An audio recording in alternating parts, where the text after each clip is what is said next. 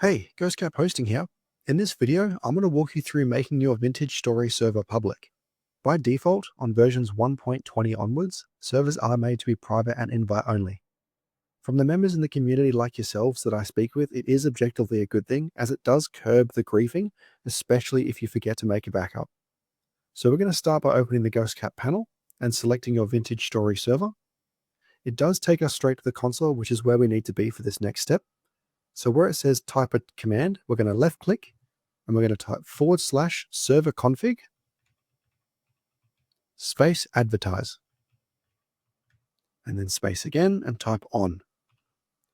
Pressing enter will know this has worked, as it says master server response status as OK and advertise mode has been set to on.